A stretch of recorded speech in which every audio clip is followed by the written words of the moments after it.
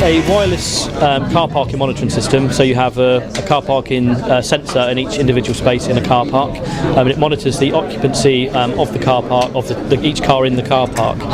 So you can actually use it for maybe a mobile phone application to direct people to the car parking space. I basically chose the project because I thought it was quite interesting. I quite like the transport side, and it gave me a bit of a insight into quite a lot of bits of engineering, so wireless communications, sensors, and that sort of thing. So yeah, there's a bit of everything, a bit of programming, so that's why I chose it. You can see I've got two LabVIEW programs which link to two wireless modules which communicates with a car parking sensor. This is the prototype sensor. It's got an XRF wireless module and a magnetometer vehicle detection sensor, which is like a compass module from mobile phones and tablets and that sort of thing that they use for the navigation compass information. So you can see on the screen this sensor's running, the little light shows that it's reading data from the sensor.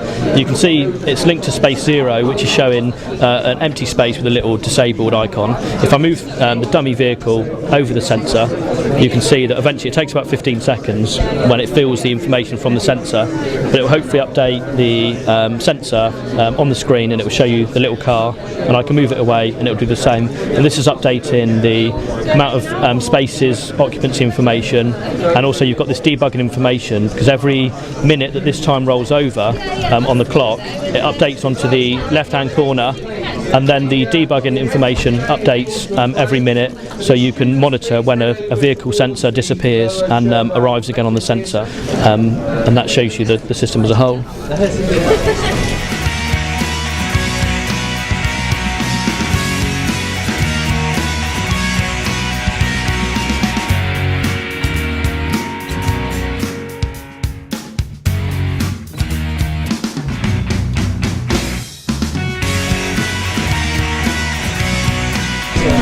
I've done a remote control car which works with serial communication, so it sends like a little tiny bit of data at a time, but it will do it repeatedly over the time.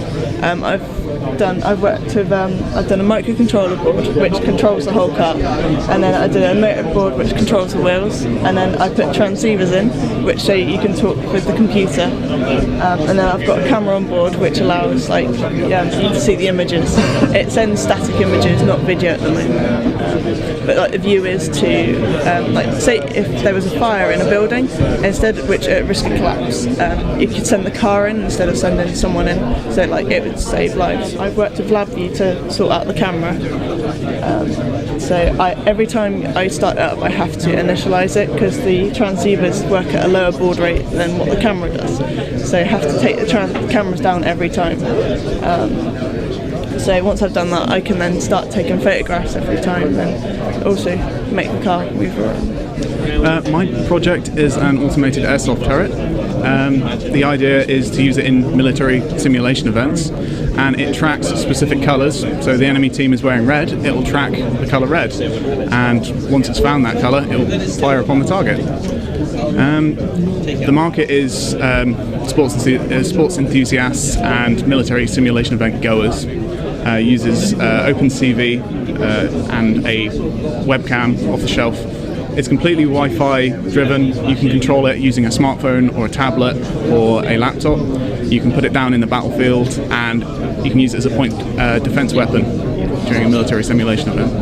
The idea of this was to make it small enough to be portable. Up until this point, there hasn't been the platforms to do vision processing on low battery power, but now things like the Raspberry Pi and the STM32F4 Discovery boards are available. It means that we can do very advanced vision processing on a very tight power budget.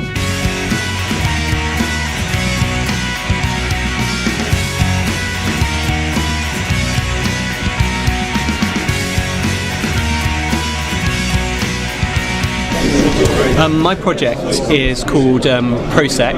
It stands for Proximity Security. Effectively, it's an anti-theft device utilising wireless technologies. So we have the problem of when we're in a cafe environment, we may put our personal property down beneath us, and we can't see it. We're not aware of it, and that means that someone can come along behind and steal our personal property, such as a bag.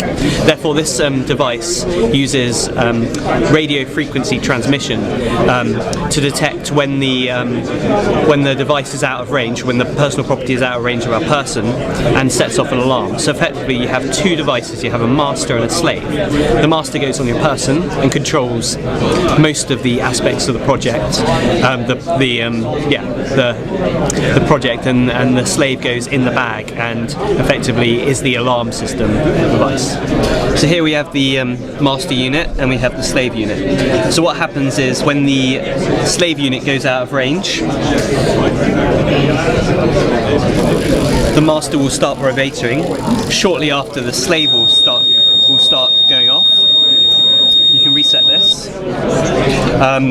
Another application is you can also deactivate the alarm. So I deactivate it, I'm able to pull the slave out of range and the alarm won't go off. And then I can reset it again and it will all work, all function.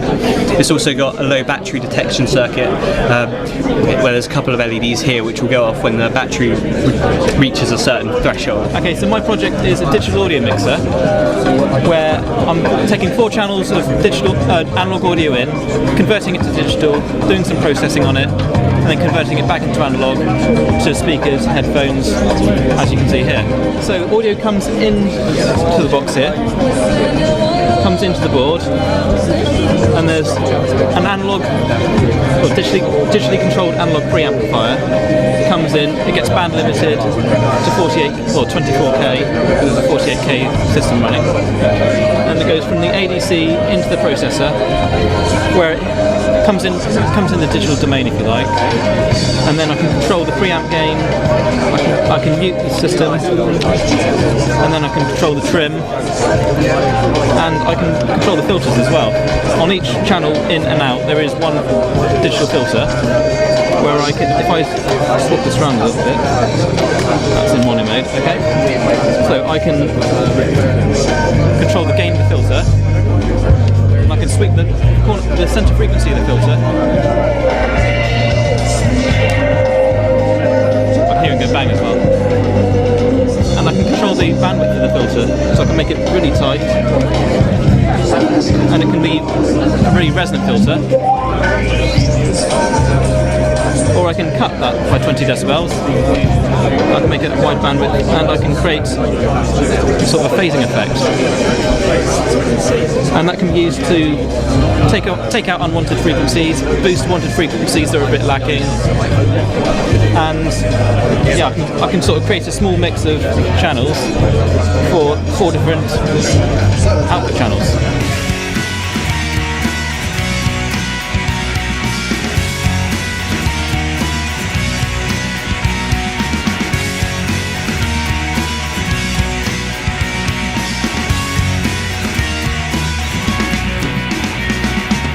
And this is Cygnus, the humanoid robot. You can give it a particular position and it will move to a given location. Each of these servos can be given a position and they'll actually move to a particular point. So if servo 9, for instance, here was given a position, this will be sent to 28 as well, which is a slave and in reverse mode. So that just supports the torque for this 2 kilogram arm. The dual servos are just needed for the added torque. It can also relay each of the positions in 4-second intervals back to the terminal, which can be then read off and positions calculated from that. So for instance, if you wanted to record a position here, it would be able to take note of each of these servo values and you'd be able to write them down and take note. And move to it later. Finally, it can also do record and play back. So if you were to manually manipulate it and move it to here, open and close the hand, for instance, move back to its home point, it would then mimic that action and do it exactly the same. You can see it moving. As I said, it has to move slowly because you've got the mechanical linkages here, which will develop harmonics if it moves too quickly. But you can now see it moving up to that point. So I've given a particular value to this. It has then been mirrored and copied across to that, which is set into reverse mode to support it and give it extra torque, lifting the 2 kilograms of robot arm off there. Not only have I made a humanoid robot, I've also made the safety system that incorporates it here. To the left and right of the camera, there are 2 light screens. These yellow safety features, twinned with the safety relay, provide a real safe environment to actually use the robot in. And with the children running around, that's a good idea. showing you the safety feature. If I cut it out, put my hand in the way of the light screen, torques turn off all of the motors. And those can be then adjusted, and anyone trapped can escape. I made a quadrotor helicopter, and the aim of the project was to make it really accessible to everyone by having it being able to fly itself and self-stabilize in the air. I made all the frame and stuff in the workshop downstairs. With the help of the engineers, I used the laser cutting machine. All the electronics on the project we made up here in the labs, and the majority of the programming I also did in the labs as well. I was just basically powering up the motors. If we were outside, I'd be able to actually take it off. But obviously it's a little bit of a constrained environment here. All the power management's on the bottom of the board, while we have a flight controller on the top concealed under this. And the idea is this is a small computer that takes a measurement from this small device here, which is like what you'd have in a smartphone that you'd see very regularly today, and it finds the orientation of the aircraft, and then this computer works out how to correct the position of the robot to keep it stable in the air.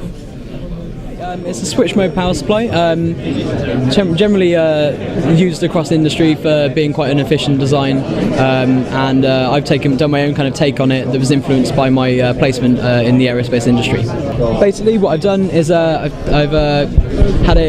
made a buck converter which steps down from 24 volts down to 10 volts, and kind of tried to make it my own from the fact that it's meant to be designed to hook up to a hydrogen fuel cell. So inherently, a hydrogen fuel cell is often a bit like a battery, so you demand more power from it and find that the voltage will sag that you're receiving into your power supply. So with my power supply, I've designed it to be robust and actually survive these kind of negative transients.